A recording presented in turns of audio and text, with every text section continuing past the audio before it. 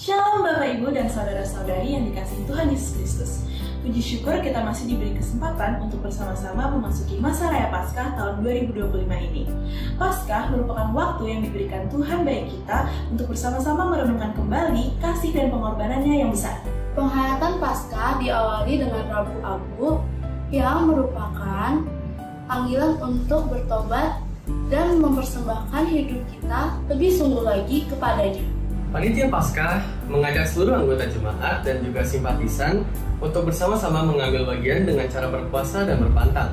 Berpuasa dan berpantang adalah cara untuk menghayati penderitaan Kristus. Melalui berpuasa dan berpantang ini, kita sama-sama belajar untuk mengurangi dan menahan diri dari hal-hal yang kita sukai. Hasil yang kita kumpulkan untuk aksi Paskah ini akan kita berikan dan bagikan kepada sesama kita yang membutuhkan. Dengan berpuasa dan berpantang, kita mengurangi biaya yang biasa kita keluarkan setiap hari dan mengisikan dana tersebut untuk aksi Paskah GKI Kafrin Polri 2025. Pengumpulan aksi Paskah akan dilakukan hingga tanggal 20 April 2025. Pengumpulan dana dapat dilakukan dengan cara transfer ke rekening GKI Kafrin Polri dengan menambahkan nominal angka 7 di belakangnya. Misalnya seperti 100.000 7. Aksi Paskah akan diisi oleh program berbagi yang akan dikelola oleh Panitia Paskah dan ditujukan kepada sekolah teologi yang membutuhkan dan komunitas pelayanan kesehatan mental. Rencana pelaksananya adalah pada Sabtu 26 April 2025 yang bekerjasama dengan Panitia Paskah, Tim Oikumene, dan Komisi Usia Muda.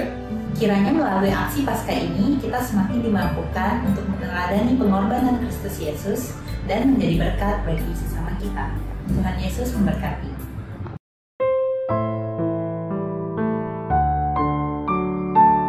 Tidak terasa sudah 45 tahun Panti Werda Kristen Hana hadir.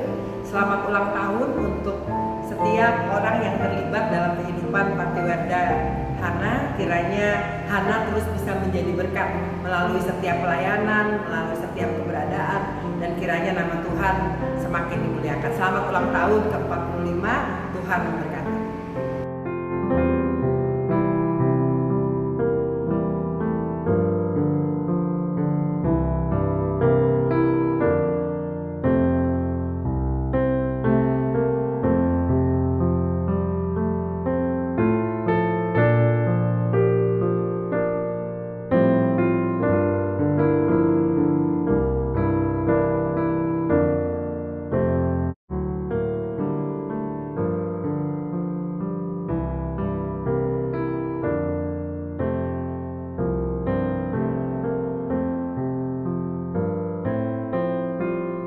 Selamat ulang tahun Panti Werda Hana yang ke-45. Tetap menjadi penolong, terus bersinergi, semakin saling mengasihi. Tetap menjadi rumah bagi opa dan oma. Tetap menjadi penolong. Terus berkarya dan tetap bersinar. Happy birthday!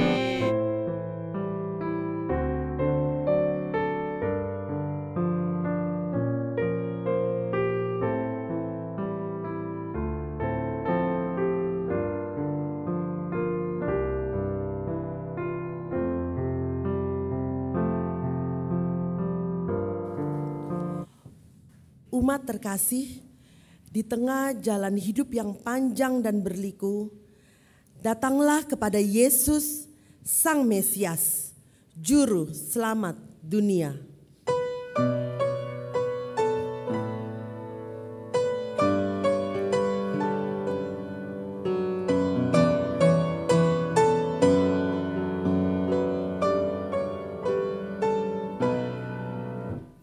Yesus Mesias Israel, Yesus Engkau Immanuel,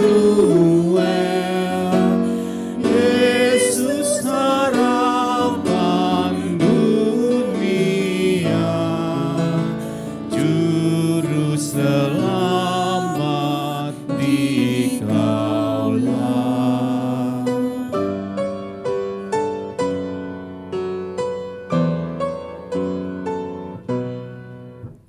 Biarlah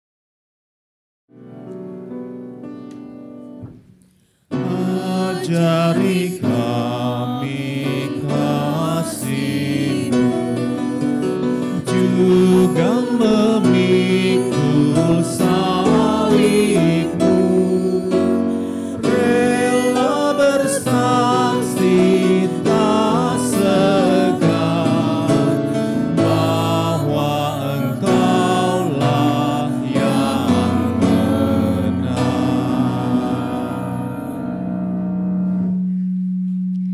Umat Tuhan yang terkasih, kebaktian Minggu Prapaskah kedua ini berlangsung karena pertolongan kita adalah dalam nama Tuhan yang menjadikan langit dan bumi, kasih setianya kekal sampai selama-lamanya.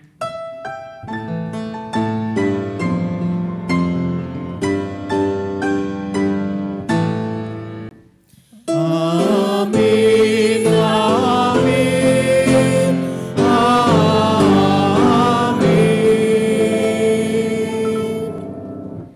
Tuhan beserta saudara Dan beserta saudara juga. Dalam kehidupan kita sehari-hari yang penuh dengan kesibukan dan dikejar oleh waktu, seringkali kita ingin secepatnya menyelesaikan suatu pekerjaan. Salah satu hal yang pernah saya alami adalah memberikan uang damai, meskipun saya tahu itu salah, tapi karena terkejar oleh waktu dan juga malas untuk mengikuti prosedur yang pastinya akan membuang banyak waktu, akhirnya jalan pintas memberikan uang damai itu menjadi solusi yang cepat menurut saya. Akan tetapi sejalan dengan waktu ternyata hal ini meskipun sepertinya memberikan solusi, ternyata dampaknya ke depan tidak sebaik yang saya kira. Polisi lalu lintas ini mungkin akan terus menjadi berharap akan mendapatkan banyak uang damai dari para pelanggar-pelanggar lalu lintas, dan akhirnya kualitas negara kita, kondisi negara kita akan menjadi semakin kotor karena korupsi dan juga sebagainya. Jalan singkat tidak selalu menjadi solusi yang baik. Umat terkasih, mencapai sebuah tujuan tidaklah segampang membalikkan telapak tangan. Demi memetik impian, ada orang memilih yang instan, yang paling singkat dan ringan. Sebaliknya, Yesus menolak jalan pintas. Sang pembebas mendekap jalannya meski berlumur pergulatan, demi menuntaskan karya keselamatan.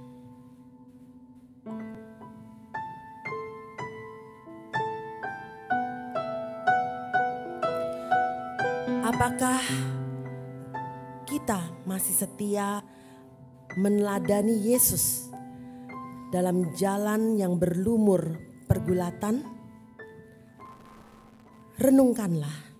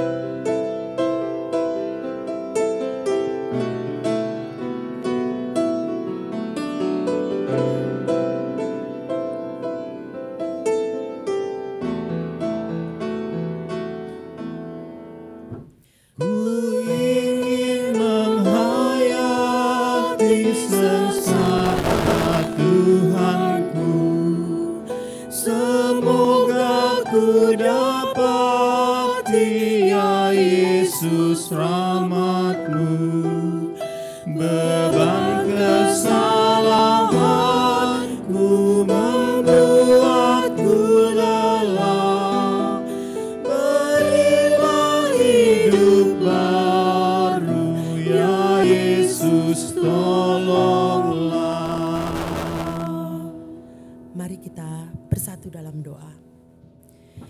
Ya Allah Bapa, ampunilah kami ketika cenderung memilih jalan pintas dan tak meneladani Yesus Putra-Mu. Ampuni ketika kami mengingkari jalan bersamamu dan memilih jalan lain yang menyesatkan. Ampuni ketika kami memuaskan diri dengan berbagai kesenangan fana.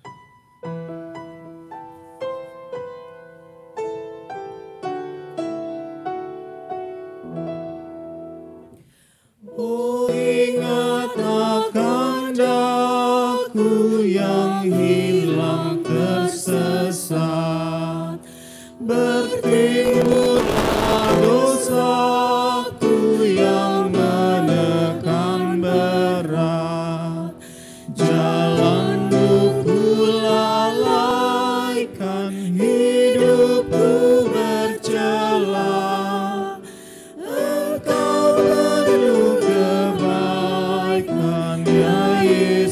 Tolonglah. Ya Bapa, ampunilah kami. Berilah kami keberanian untuk setia memikul salib. Dalam nama Tuhan Yesus kami memohon. Amin.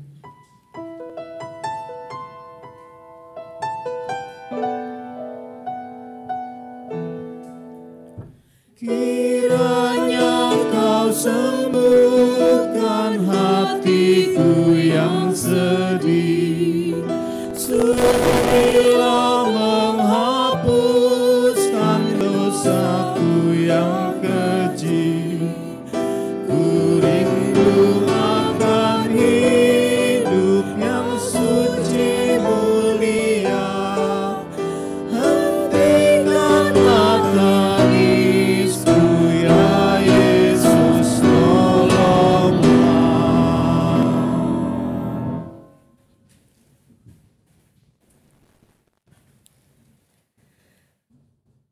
Terimalah berita anugerah sebagaimana yang tertulis dalam 2 Petrus 1 ayat 4.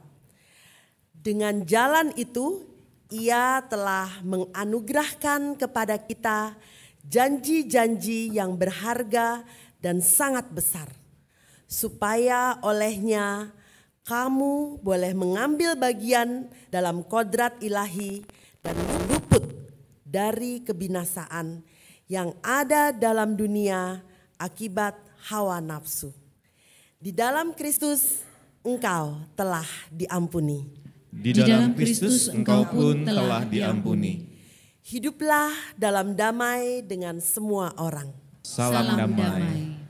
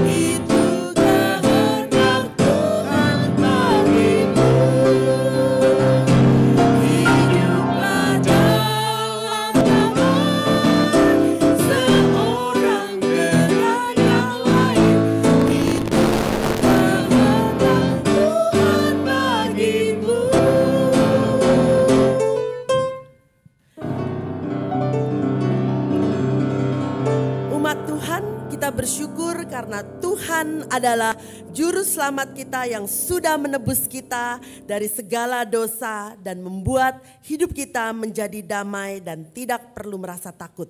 Untuk itu mari kita bersama-sama angkat pujian Yesusku, juru selamatku.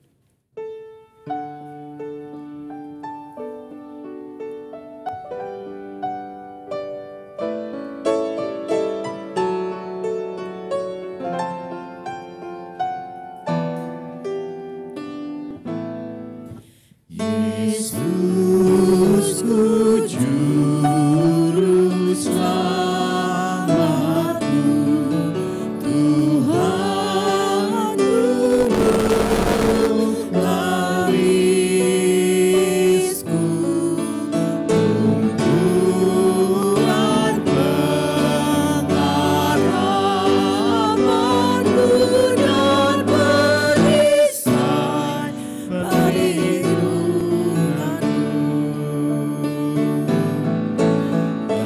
Tatkala hidupku sendu dan hatiku gundah pilu,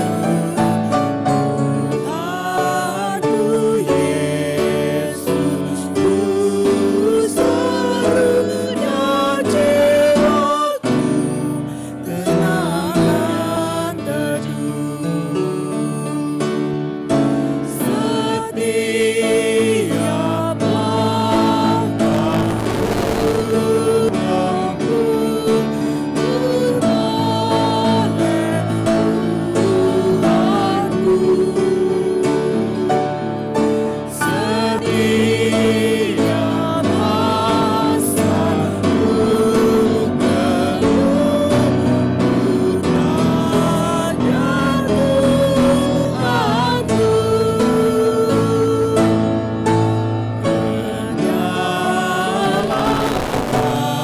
kasih penebus,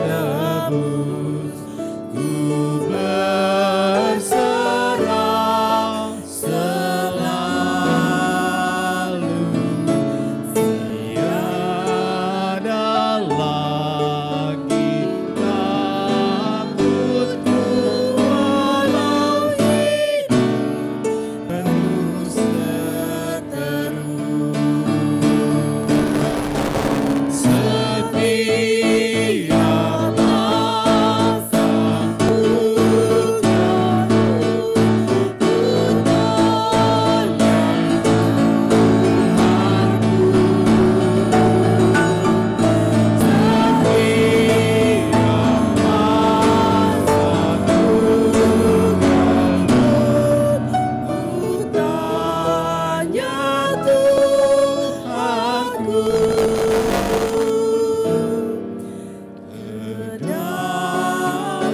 kasih penebus, ku berserah selalu. Tiada lagi takutku walau hidup penuh seteru.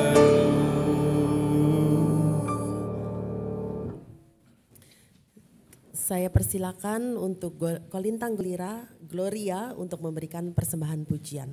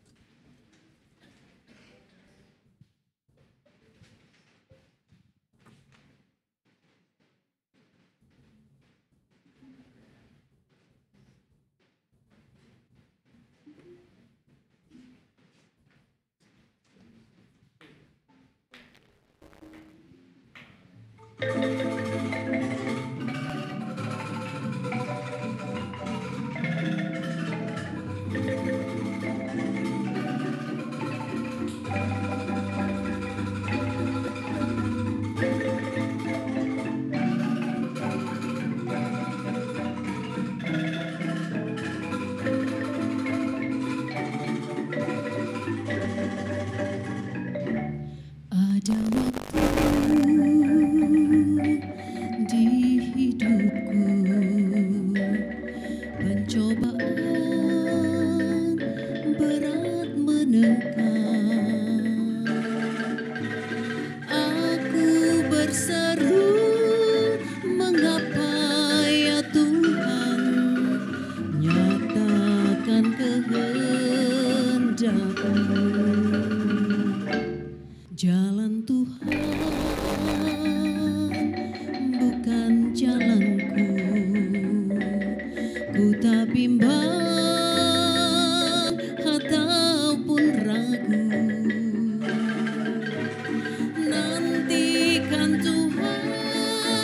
menjadikan semua indah pada waktunya. Pada Tuhan masa depanku, pada Tuhan ku serahkan hidupku. Nantikan Tuhan berkarya indah pada waktunya.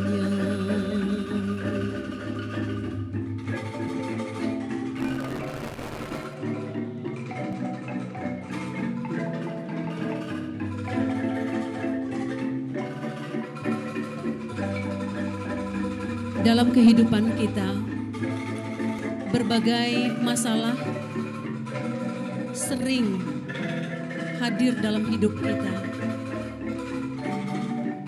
Hanya satu tempat kita mengadu pada Tuhan.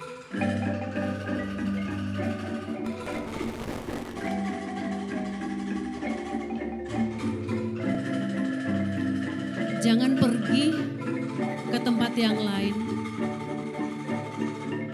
tapi carilah Tuhan. Karena pada Tuhan ada jalan keluar bagi kita yang percaya padanya. Jalan Tuhan bukan jalanku, ku tak bimbang ataupun ragu.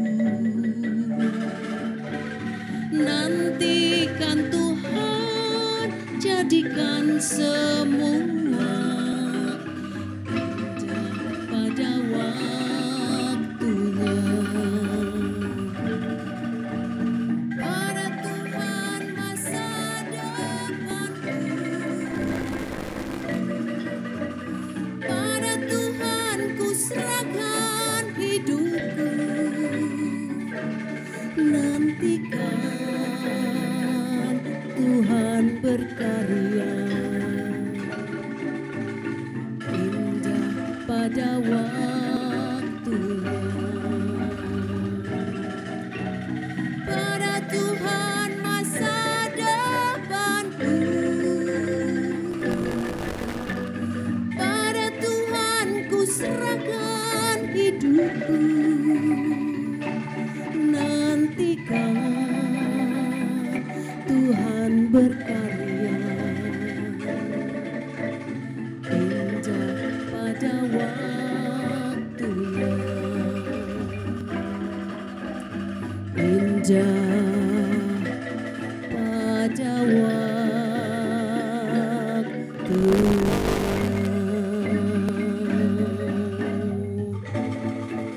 Kalau kita berharap hanya kepada Tuhan, maka kita akan melihat semua akan indah pada waktunya, karena kita percaya kepada Tuhan Yesus.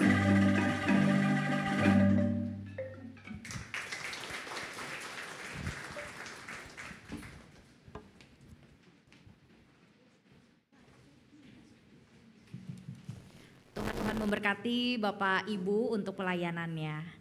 Kita bersama-sama akan masuk di dalam pelayanan firman Tuhan. Sebelumnya mari kita persiapkan hati kita bersatu di dalam doa. Mari kita berdoa. Sungguh ya Tuhan, kami mengucap syukur kepadamu untuk kehidupan yang Tuhan anugerahkan kepada setiap kami. Kasih-Mu terus mengalir di dalam hidup kami. Bahkan kami ada sampai dengan saat ini bukan karena kekuatan dan kehebatan kami sendiri, melainkan semua karena kasih Tuhan di dalam hidup kami. Ajar setiap kami ya Tuhan untuk tak hanya berdiam diri, melainkan ajar setiap kami untuk dapat merespon kasih-Mu tersebut melalui sikap kehidupan kami sehari-hari yang berkenan di hadapan-Mu. Saat ini kami bersama-sama akan merenungkan firman-Mu, kiranya Engkau yang menolong dan memberkati setiap kami. Biarlah firman yang boleh bersama kami dengarkan ini tidak berlalu begitu saja, melainkan firman-Mu ini dapat terus tertanam, bertumbuh dan juga berbuah di dalam kehidupan kami sehari-hari. Sehingga dalam setiap harinya yang terus kami kerjakan dan terus kami lakukan adalah kehendak-Mu. Ya Tuhan, kami pada saat ini siap untuk bersama-sama mendengarkan firman-Mu. Di dalam nama Tuhan Yesus Kristus kami berdoa. Amin.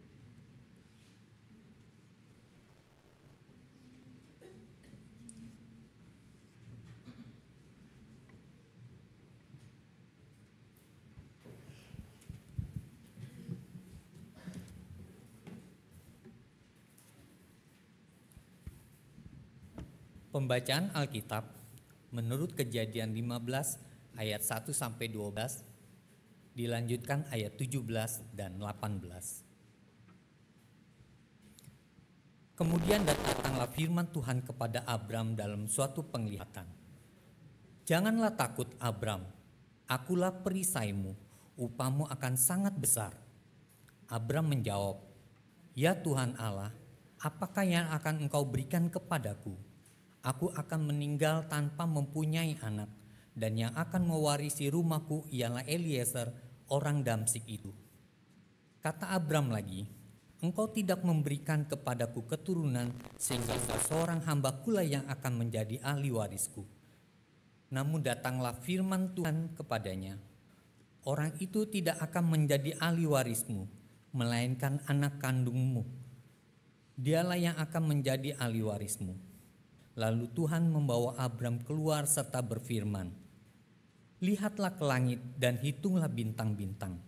Jika engkau dapat menghitungnya, ia berfirman lagi kepadanya, demikianlah banyaknya nanti keturunanmu. Abram pun percaya kepada Tuhan dan Tuhan memperhitungkan hal itu kepadanya sebagai kebenaran. Firman Tuhan kepadanya lagi, akulah Tuhan yang membawa engkau keluar dari Ur Kasdim untuk memberikan negeri ini kepadamu menjadi milikmu.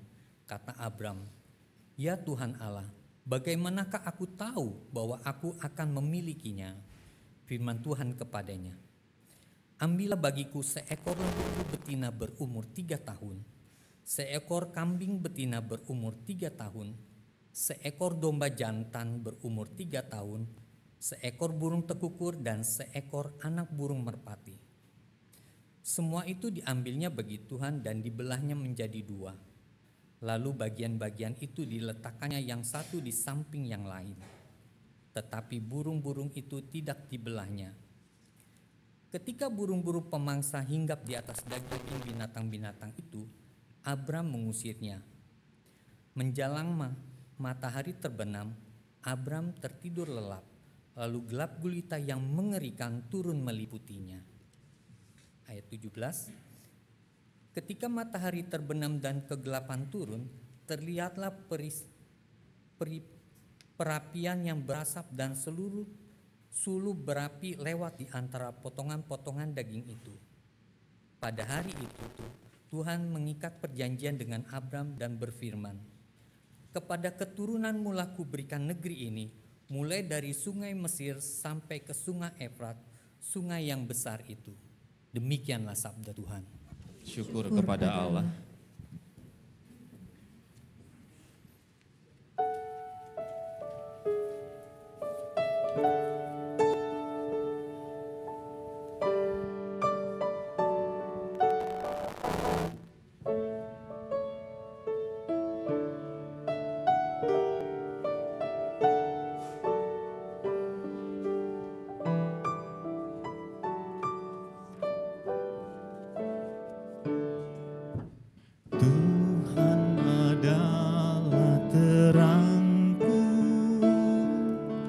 Dan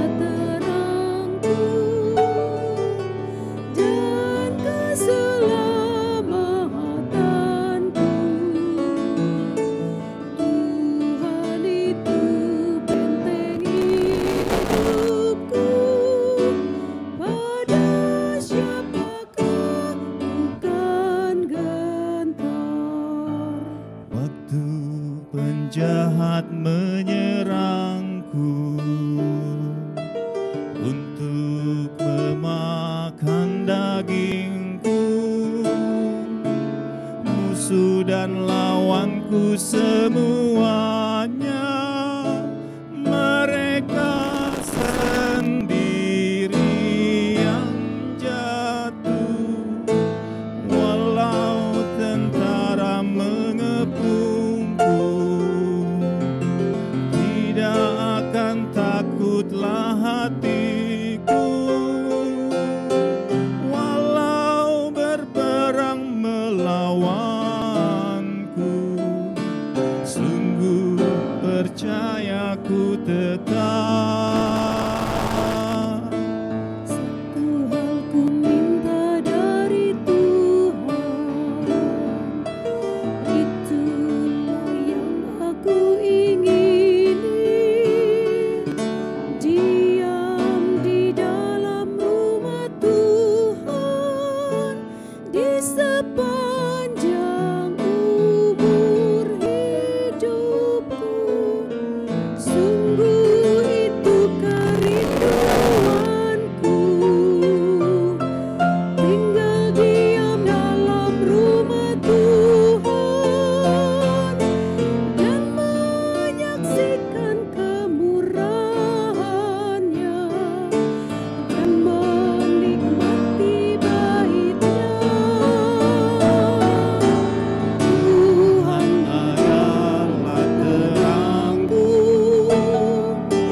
dan keselamatanku.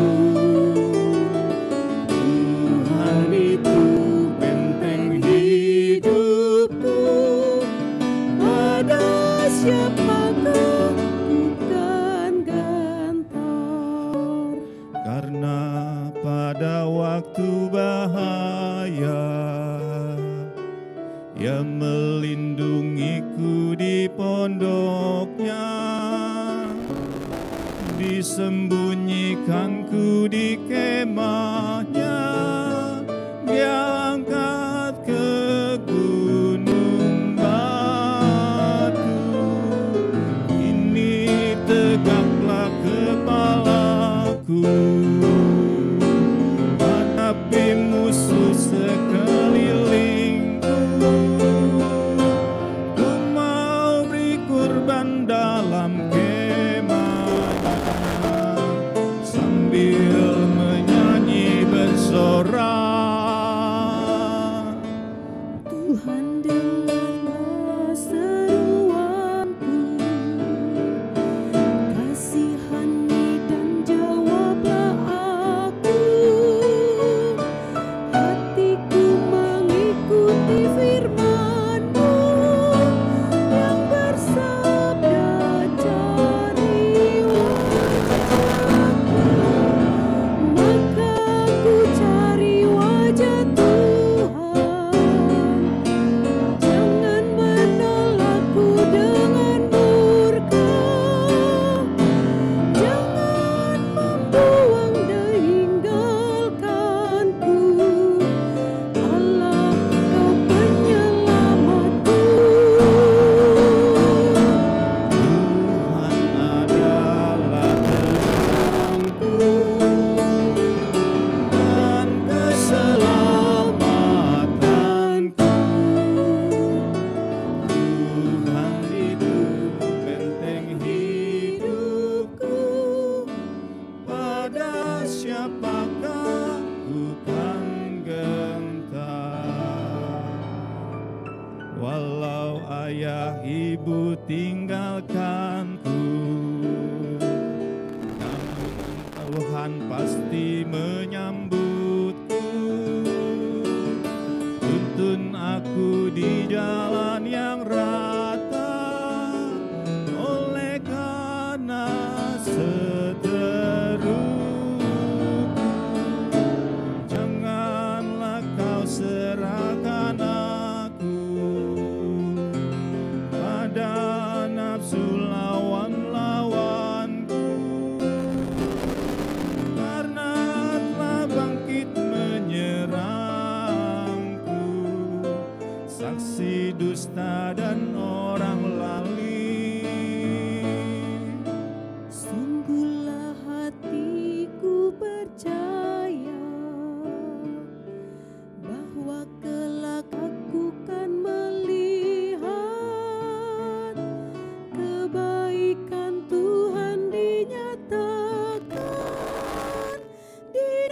dari orang-orang hidup.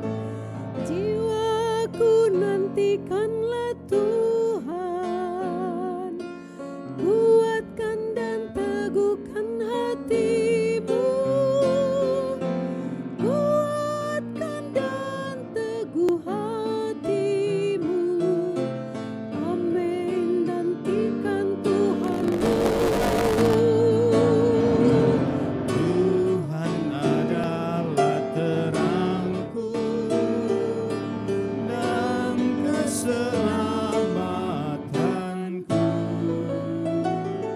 Tuhan itu benteng hidupku. Pada siapakah ku kan gentar?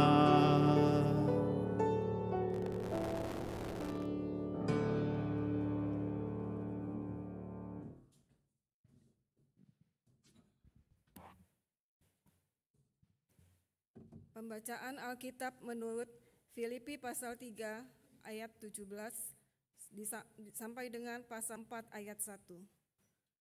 Saudara-saudara, ikutilah teladanku dan perhatikanlah mereka yang hidup sama seperti kami yang menjadi teladan bagimu.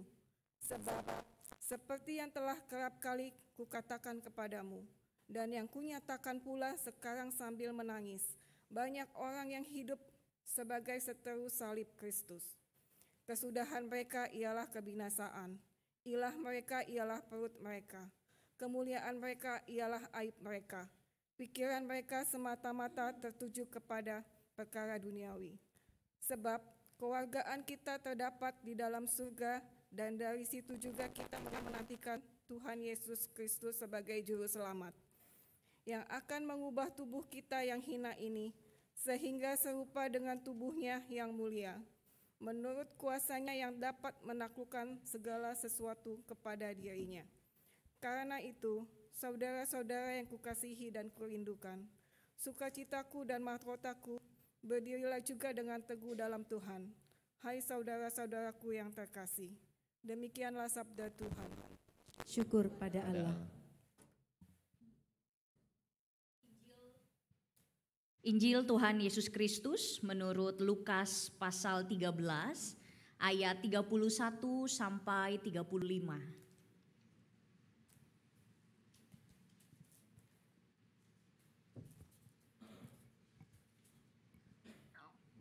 Lukas pasal 13 ayat 31 sampai 35.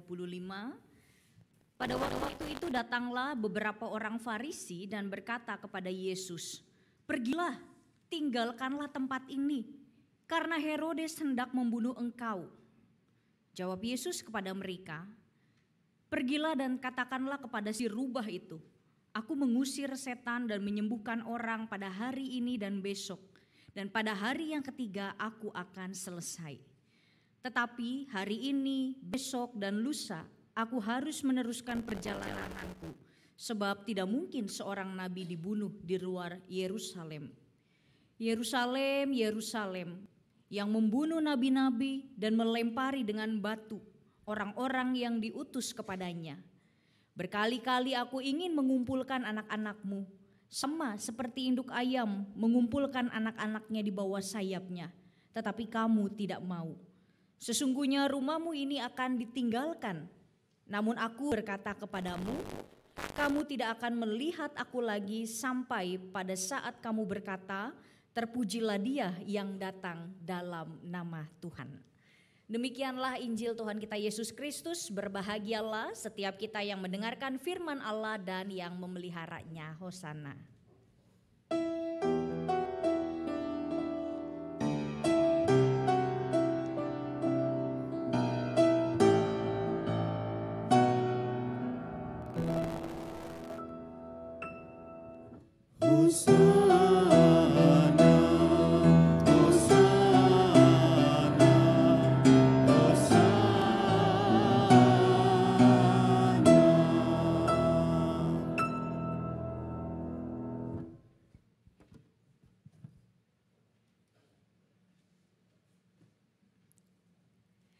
Selamat pagi Bapak Ibu dan saudara-saudari yang terkasih dalam Tuhan. Bagaimana kabarnya?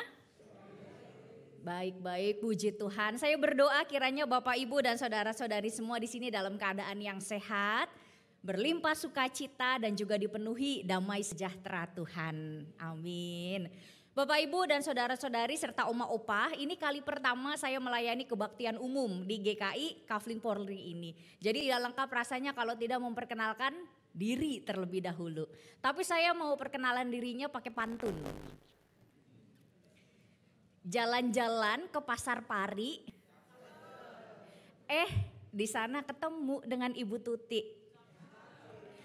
Izinkan saya memperkenalkan diri, nama saya Erma Primastuti.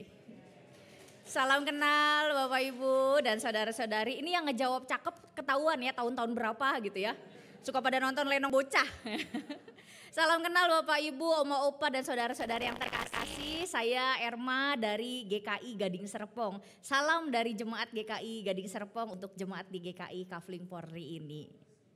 Bapak, Ibu, dan saudara-saudari yang terkasih, di Minggu Prapaskah kedua ini kita bersama-sama akan merenungkan tema yaitu Yesus menolak jalan pintas. Bicara tentang jalan pintas, saya mau tanya sama jemaat yang terkasih di sini. Kenapa ya orang-orang itu senang untuk memilih jalan pintas? Cepet, langsung banget ya, baru selesai nanya ya. Kenapa orang-orang senang milih jalan cepet? Cepet, apalagi? Lebih mudah, praktis, enggak capek. Oke, ada lagi? Cepet, lebih mudah, praktis, enggak capek. Kalau tadi dari liturgos enggak ribet ya. Harus ngasih damai karena males banget ya kalau harus sidang dan lain sebagainya gitu, nggak mau ribet. Nah Bapak, Ibu, dan saudara-saudari yang terkasih, tadi seperti yang saya tanya, kenapa sih orang senang dengan jalan pintas? Lalu Bapak, Ibu, Oma Opa, dan saudara-saudari terkasih menjawab gitu ya. Kalau saya melihat tentang jalan pintas, setidaknya ada 3 hal kenapa orang itu senang pilih jalan pintas. Nah ini juga tadi sempat disebutkan juga oleh Bapak, Ibu. Yang pertama adalah cepat. Nah ada di sini yang kalau pergi itu selalu mengandalkan Google Maps atau Waze. Saya salah satunya gitu ya. Kalau pergi kemana-mana itu mengandalkan yang namanya Google Maps dan juga Waze dan lain sebagainya. Karena kenapa?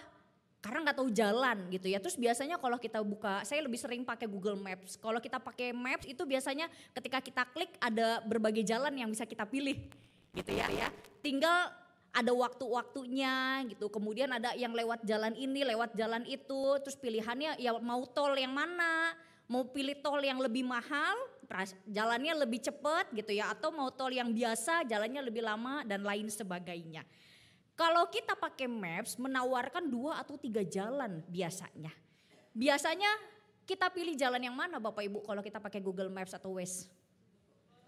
Pasti cari jalan yang cepat, saya juga sama gitu ya. Mana nih yang cepat, biarpun misalnya tolnya lebih mahal tapi kalau lagi buru-buru gitu kan udahlah pilih aja gitu ya. Pilih aja jalan yang lebih cepat.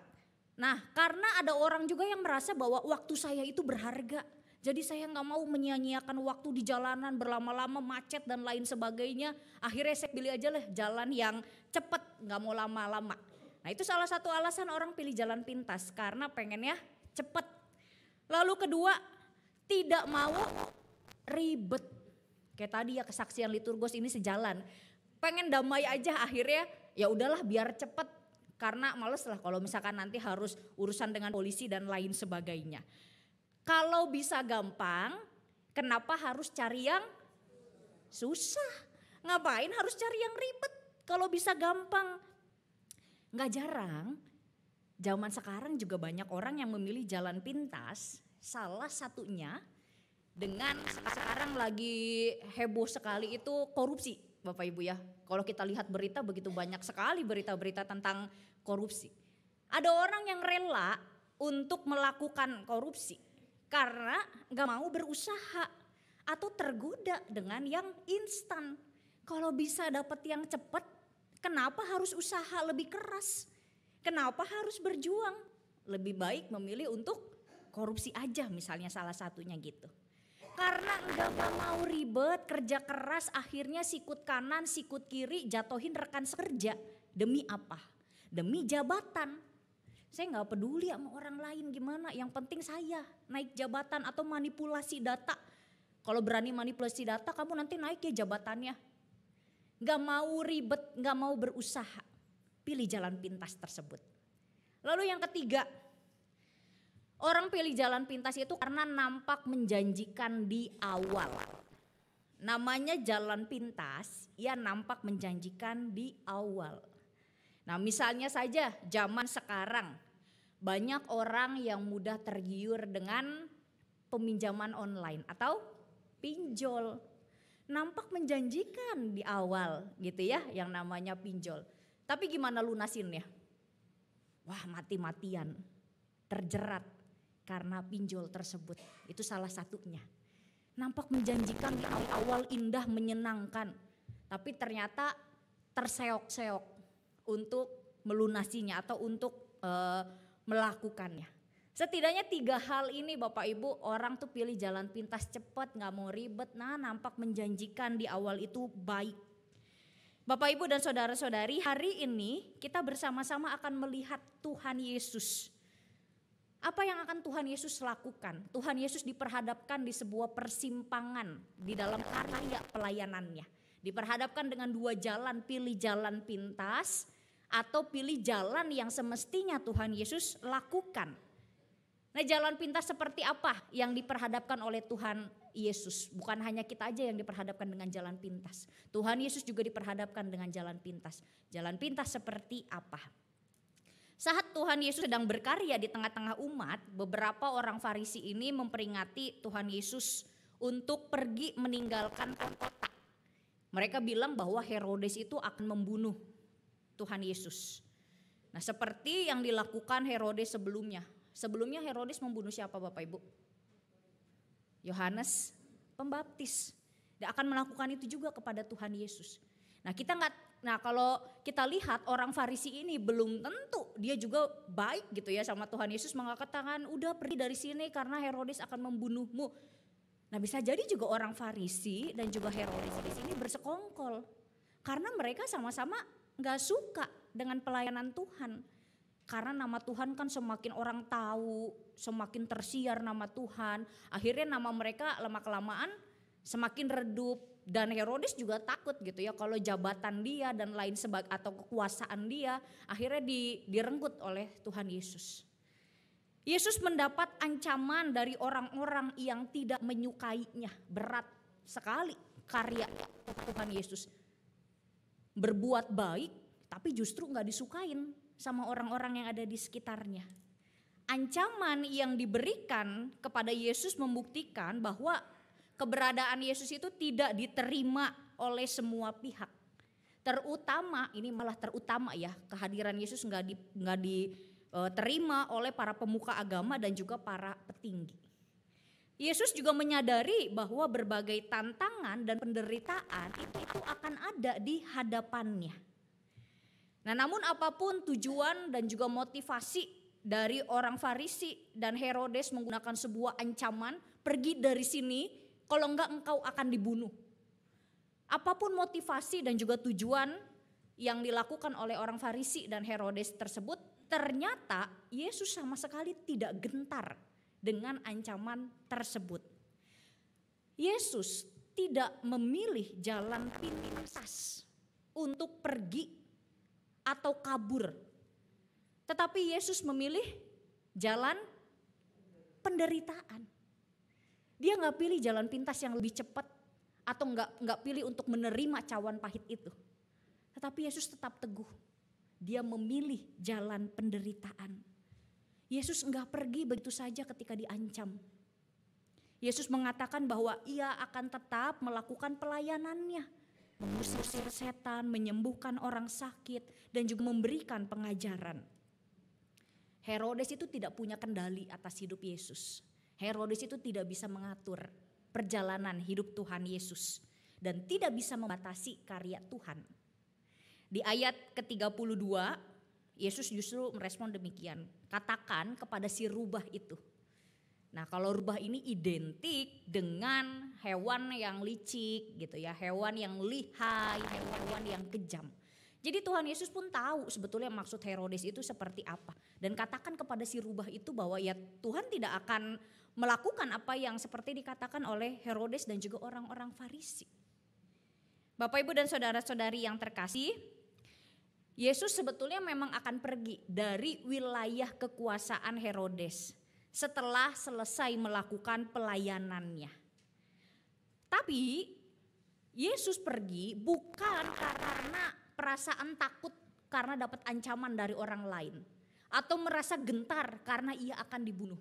Tetapi Yesus akan pergi dari wilayah kekuasaan Herodes karena ia tahu bahwa ia akan dibunuh di Yerusalem, bukan di tempat itu. Oleh sebab itu Yesus mengatakan demikian. Tetapi hari ini, besok dan lusa aku harus meneruskan perjalananku. Sebab tidak mungkin seorang nabi dibunuh di luar Yerusalem. Jadi Yesus pun akan pergi dari wilayah tersebut bukan karena sebuah ancaman dan ketakutan yang ia rasakan. Tetapi memang bukan tempatnya di situ ia akan dibunuh atau ia akan meninggal. Yesus akan melanjutkan kembali perjalanannya menuju Yerusalem. Dan semakin mendekat dengan Yerusalem berarti semakin dekat dengan kematiannya. Di ayat ke-34, Tuhan Yesus menyatakan keluhannya terhadap Yerusalem. Sebetulnya Yerusalem itu adalah kota yang dikasihi oleh Allah. Berdiri apa Bapak Ibu di Yerusalem itu? Bait Allah, ya, tanda kehadiran Allah di Yerusalem tersebut. Namun ternyata di mana bait Allah itu berada yang seharusnya orang hidup dengan baik gitu ya. Karena bait Allah lambang kehadiran Allah di tengah-tengah mereka. Justru orang-orang Yerusalem itu hidupnya bobrok. Justru mereka saling menindas, saling menyakiti satu dengan yang lainnya. Udah dikasihi oleh Allah tetapi mereka malah memberontak.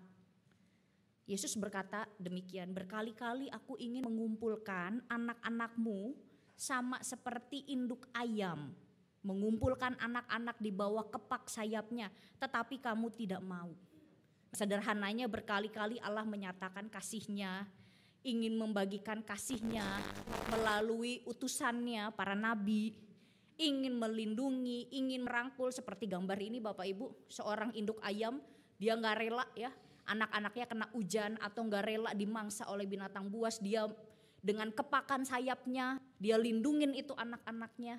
Allah juga demikian kepada umat di Yerusalem. Kali-kali ingin merangkul, ingin mengasihi mereka, ingin menolong mereka.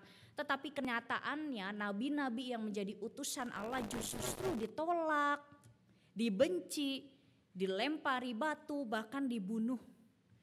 Nabi-nabi yang ingin menyampaikan kabar baik justru mereka tolak. Kalau kita lihat di sini, kita melihat seperti kasih Allah itu bertepuk sebelah tangan.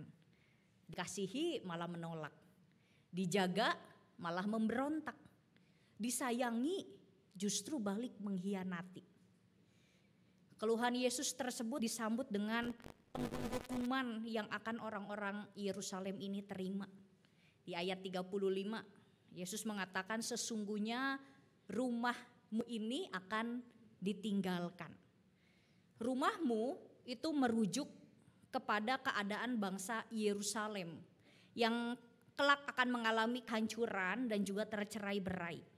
Kebinasaan kota dan bait Allah berarti kebinasaan dan juga kehancuran bagi kehidupan Yerusalem. Bapak, Ibu, Oma, Opa, saudara-saudari yang terkasih, di Minggu Prapaskah kedua ini kita bersama-sama diingatkan kembali bahwa ternyata Yesus itu masih melanjutkan karya pelayanannya. Ada ancaman, ia tidak disukai, kemudian ia ditolak. Tetapi Tuhan tidak memilih jalan pintas untuk melarikan diri atau kabur. Karena merasa bahwa kok banyak orang yang tidak suka kepadanya. Yesus memilih untuk menghadapi dan juga menapaki jalan penderitaan tersebut. Sama seperti Rasul Paulus di dalam surat Filipi juga. Dia memberikan nasihat, tetap teguhlah menghadapi seteru salib. Di dalam hidupmu akan banyak cobaan, akan banyak musuh, akan banyak orang yang tidak suka kepadamu. Tetapi Paulus menasehati, tetaplah teguh, jangan goyah bersama dengan Tuhan. Nah, begitupun pesan di dalam kehidupan kita pada masa kini. Kita melihat Tuhan Yesus yang begitu teguh dan memilih jalan, tidak memilih jalan pintas. Melihat juga Paulus yang tetap teguh di dalam pelayanannya. Walaupun begitu banyak orang-orang yang mengkhianati Paulus, orang-orang yang tidak suka dengan Paulus, tapi dia tetap teguh berjalan bersama dengan Tuhan. Lalu Bapak Ibu dan saudara-saudari serta oma opa yang terkasih, apa yang sebetulnya dapat kita teladani dan juga pelajari di dalam kehidupan kita pada masa kini? Yang pertama adalah teguh berjalan bersama dengan Tuhan. Tuhan Yesus bisa saja memilih jalan pintas. Dia pergi, kemudian tidak berakhir di kayu salib. Tetapi apakah Tuhan melakukan itu? Tidak. Kalau Tuhan melakukan itu sampai sekarang kita masih berdosa ya. Mungkin kita nggak ada sampai dengan saat ini. Kita ada sampai dengan saat ini kan semua karena anugerah Tuhan. Pengorbanan Tuhan bagi setiap kita. Makanya kita tuh berharga di mata Tuhan. Kita begitu dikasihi oleh Tuhan. Yesus tidak melakukan itu. Nggak pilih jalan pintas, pergi melarikan diri atau tidak berakhir di kayu salib. Tetapi Tuhan Yesus itu tetap teguh dengan jalan penderitaan yang harus dia tapaki. Mari Bapak Ibu dan saudara-saudari yang terkasih, kita tetap teguh mengikuti jalan Tuhan. Ada satu video yang coba kita mau lihat bersama ya.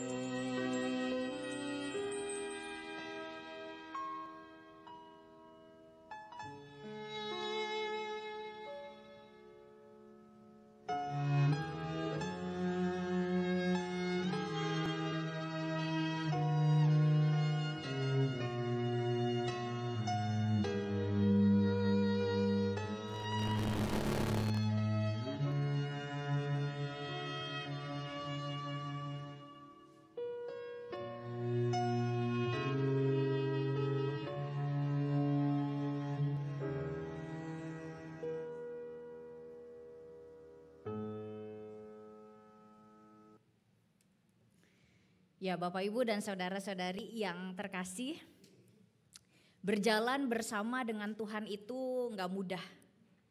Berjalan bersama dengan Tuhan itu tidak berarti kita bebas dari kesusahan dan juga pergumulan. Seperti video yang tadi kita lihat. Dia pegang salibnya itu, ada godaan, ada angin, ada pergumulan, diajakin pergi sama orang lain, udah tinggalin aja. Tetapi dia tetap bertahan pegang salibnya tersebut. Saya nggak tahu setiap dari kita pada saat ini mungkin punya salib masing-masing. Dalam arti punya pergumulan, punya kesusahan. Atau mungkin ada yang sedang menapaki jalan yang penuh dengan bebatuan, dengan kerikil, dan lain sebagainya. Namun marilah Bapak Ibu dan saudara-saudari yang terkasih, saat ini kita bersama-sama diingatkan oleh Tuhan. Jalan setiap kita itu memang tidak selamanya mudah. Tetapi teguhlah berjalan bersama dengan Tuhan. Peganglah salib itu sampai nanti di akhir kehidupan kita. Jikalau saat ini jalan kita berliku, banyak kerikil, banyak bebatuan besar, percayalah kita nggak jalan sendiri. Percayalah ada Tuhan yang bersama dengan setiap kita. Sebuah lagu menyatakan demikian. Tuhan tak pernah janji jalan selalu rata, tetapi Dia berjanji selalu menyertai. Tuhan tak pernah janji langit selalu biru, tetapi Dia berjanji berikan kekuatan. Tuhan gak janji jalan rata langit selalu biru, tapi satu janji Tuhan bahwa Dia akan selalu menyertai setiap kita. Satu hal yang perlu terus kita ingat dari sekarang sampai nanti di garis finish hidup kita. Tuhan itu akan selalu menyertai setiap kita. Siapapun engkau, bagaimanapun keadaanmu, kita semua berharga di mata Tuhan. Dan berbahagialah bagi setiap kita yang mau terus teguh berjalan bersama dengan Tuhan. Dan kelak Tuhan menyambut kita di dalam rumah-Nya. Lalu hal yang kedua, taat dan setialah. Selama kita masih dikasih nafas kehidupan, selama kita masih ada di tengah dunia ini, godaan itu pasti akan selalu ada dalam hidup kita. Tantangan itu pasti akan selalu ada. Godaan itu akan berakhir kalau apa Bapak Ibu? Kalau kita udah gak ada ya di dalam dunia ini, baru gak ada godaan. Godaan setiap kita itu pasti akan selalu ada. Maka berhati-hatilah. Jangan mudah tergoda dengan jalan pintas seperti yang tadi di awal saya katakan. Pengen cepet kaya, pengen berlimpah harta, tergoda dengan korupsi. Pengen instan naik jabatan lalu menjatuhkan rekan sekerja kita. Atau berani untuk manipulasi data. Kemudian pengen mungkin dari rekan-rekan di sini yang masih muda gitu ya, yang masih mencari jodoh, pengen cepet dapat pasangan, lalu pergi ke orang-orang pintar supaya cepet gitu ya, dimudahkan dapat pasangan dan lain sebagainya. Banyak godaan-godaan yang akan hadir di dalam kehidupan kita. Nah mungkin orang lain tidak tahu gitu ya dengan jalan pintas yang kita pilih misalnya. Tetapi ingatlah bahwa mata Tuhan itu melihat apa yang kita lakukan, apa yang kita kerjakan. Gak ada yang bisa disembunyikan di hadapan Tuhan. Maka mari bersama-sama bagaimana supaya kita bisa tetap taat dan juga setia, tidak memilih jalan pintas. Mari kita jadikan firman Tuhan itu landasan di dalam hidup kita.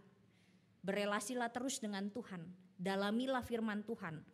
Ketika kita tahu apa yang jadi perintah Tuhan, apa yang Tuhan inginkan, itu akan menguatkan setiap kita. Dan gak buat kita itu mudah tergoda dengan jalan-jalan pintas yang ada di hadapan setiap kita. Dan maka mari Bapak Ibu dan saudara-saudari yang terkasih, kita terus teguh berjalan bersama dengan Tuhan. Lalu hal yang kedua, jadilah pribadi-pribadi yang terus taat dan setia sehingga tidak mudah tergoda dengan jalan pintas yang justru membawa kita jauh dari Tuhan. Kiranya Tuhan memampukan dan memberkati kita semuanya. Amin. Saat hening bagi kita bersama.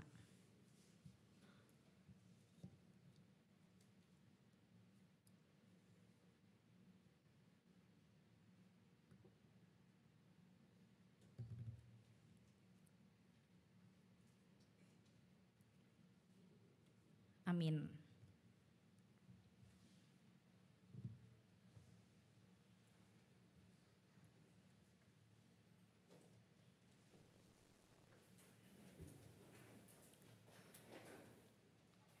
Jemaat yang terkasih, bersama dengan umat Allah di masa lalu, masa kini, dan masa depan, dengan iman kepada Allah Bapa, Anak, dan Roh Kudus, marilah kita mengikrarkan pengakuan iman rasuli.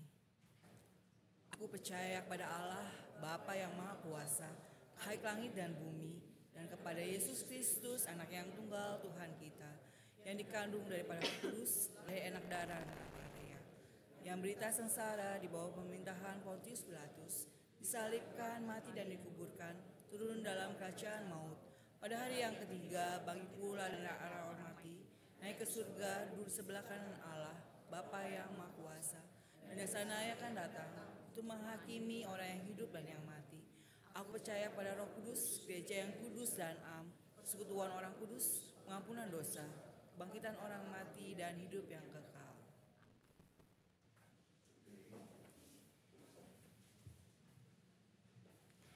Mari bersama-sama kita masuk di dalam doa syafaat. Kita berdoa. Sungguh kami bersyukur kepadamu ya Tuhan, bahwa kami adalah anak-anak yang begitu berharga dan Engkau kasihi. Engkau tidak memilih jalan pintas, melainkan Engkau tetap menghadapi dan menapaki jalan penderitaan untuk menebus kami, umat manusia yang berlumur dengan segala dosa ini. Kami bersyukur ya Tuhan, Engkau menebus setiap kami dan memberikan kami kehidupan. Bahkan kami ada sampai dengan saat ini juga bukan karena kekuatan kami sendiri, melainkan semua karena anugerah dari Engkau ya Tuhan. Ajar setiap kami untuk dapat terus teguh berjalan bersama dengan Tuhan. Meskipun ada begitu banyak tantangan di dalam kehidupan kami. Ajar setiap kami untuk menjadi pribadi yang terus taat dan setia, tidak mudah tergiur dengan berbagai godaan yang kemudian membawa kami jauh dari Tuhan. Kami tahu ya Tuhan bahwa kehidupan yang kami jalani bukanlah kehidupan yang mudah. Oleh karena itu ya Tuhan, kami memohon kepadamu kiranya Engkau yang terus menolong kami, Engkau yang terus menggandeng tangan kami untuk menapaki perjalanan kehidupan ini. Kami berserah kepadamu ya Tuhan dengan segala keterbatasan diri kami. Kami ingin terus berjalan bersama dengan Engkau ya Tuhan. Tuhan, pada saat ini kami juga membawa doa kami bagi bangsa kami Indonesia. Kiranya Tuhan yang senantiasa terus memberkati bangsa kami. Kiranya Tuhan Engkau juga yang memberkati para pemimpin negara kami. Berikanlah hati yang penuh kebijaksanaan, tulus, dan juga di dalam mengambil berbagai keputusan adalah keputusan yang menghadirkan damai sejahtera di tengah-tengah bangsa Indonesia ini. Kami juga membawa doa kami untuk gerejamu GKI Kafling Polri. Kami berdoa untuk para pendeta, penatua, pengurus komisi, aktivis, serta karyawan gereja. Kiranya Tuhan yang terus memberkati di dalam setiap pelayanan yang dikerjakan. Biarlah ya Tuhan, Engkau yang terus memberikan kesehatan, sukacita, dan juga semangat di dalam melayani Tuhan. Biarlah nama Tuhan yang terus dimuliakan di tengah-tengah gerejamu ini. Kami juga pada saat ini membawa doa kami bagi jemaatmu yang sedang dalam keadaan lemah tubuh. Kiranya Tuhan berkenan memberikan pemulihan dan kesehatan kembali. Berkati setiap obat-obatan, makanan, minuman yang dikonsumsi, kiranya semua dapat mendatangkan pemulihan. Kami juga berdoa bagi jemaatmu yang berulang tahun di minggu ini. Kami bersyukur untuk 1 tahun lagi anugerah pertambahan usia yang sudah Tuhan berikan. Kiranya sukacita, damai sejahtera, hikmat kebijaksanaan melingkupi saudara-saudari kami yang berulang tahun dalam minggu ini. Tuhan juga yang kiranya berkenan mendengarkan setiap doa dan harapan mereka dan mengabulkan seturut dengan kehendak Tuhan. Kami juga pada saat ini berdoa untuk keluarga kami masing-masing di dalam pelayanan, pekerjaan, studi yang dilakukan maupun hubungan rumah tangga. Kiranya Tuhan yang terus memberkati keluarga kami. Kami dapat terus saling menopang, saling mengasihi satu dengan yang lain, dan dapat terus menjadi keluarga yang menjadi perpanjangan tangan Tuhan di tengah-tengah dunia ini.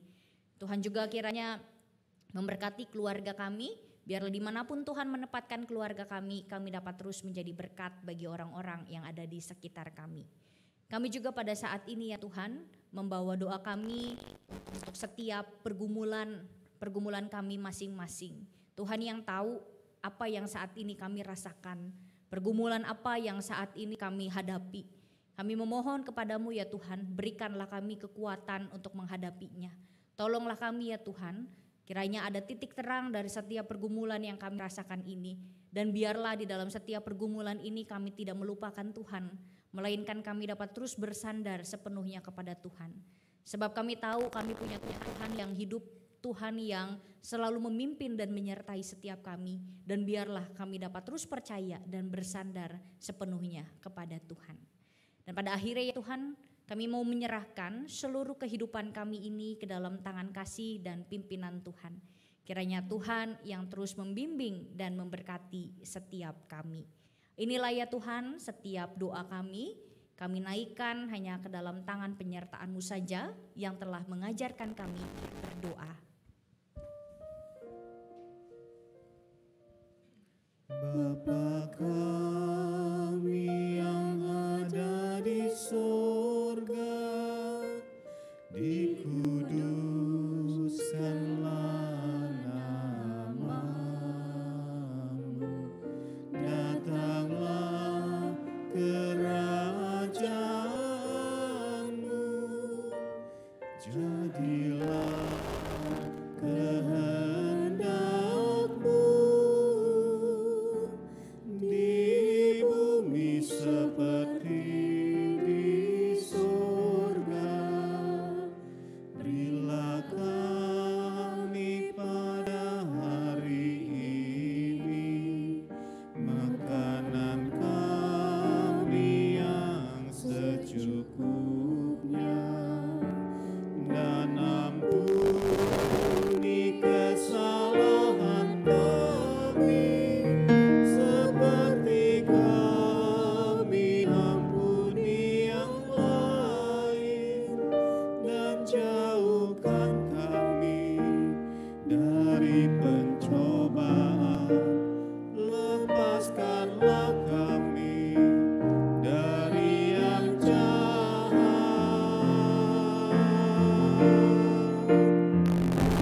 Sebab Engkau yang punya kerajaan serta kuasa dan kemuliaan sampai selama-lamanya.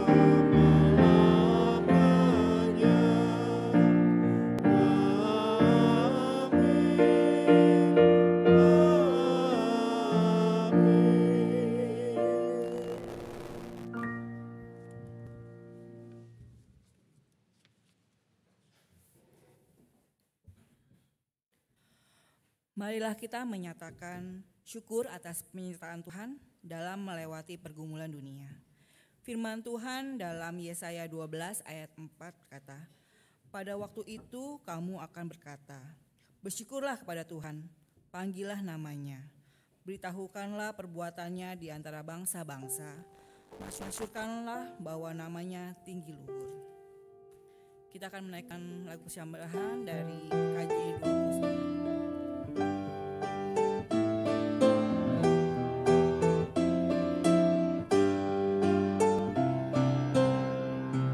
Mari bersyukur semua atas kebajikan Tuhan, kasih perjanjiannya sungguh nyata.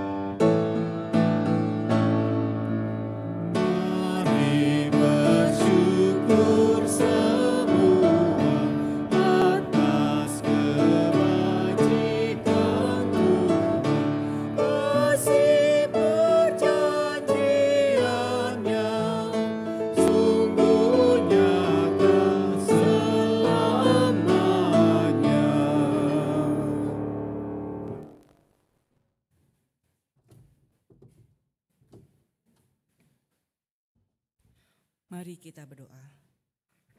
Bapa dalam surga, terima kasih ya Allah, karena Engkau setia menemani kami, melewati jalan yang panjang dan berliku. Terimalah persembahan kami sebagai ungkapan syukur kami. Kiranya persembahan ini menjadi sarana bagi karya-Mu di dunia. Di dalam nama Yesus kami berdoa. Amin.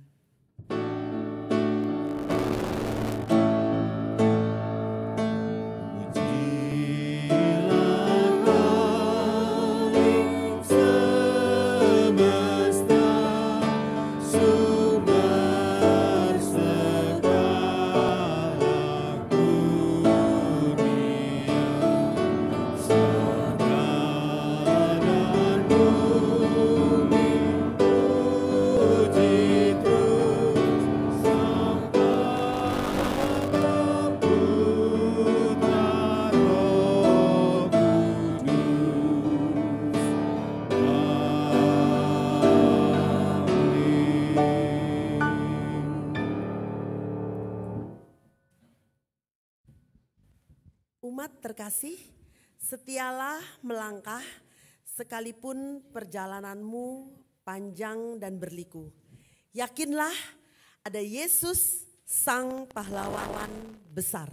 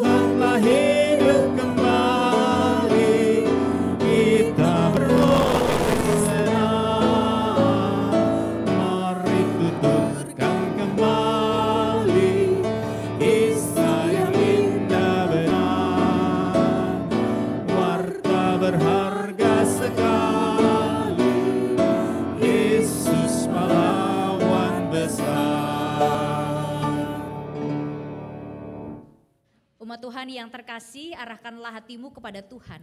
Kami mengarahkan hati kami kepada Tuhan. Jadilah saksi Kristus. Syukur kepada Allah. Terpujilah Tuhan. Kini dan selamanya. Kini pulanglah dan terimalah berkat dari Tuhan. Kiranya Allah Sang Gembala menuntunmu dengan cinta agar teguh menjalani pertobatan.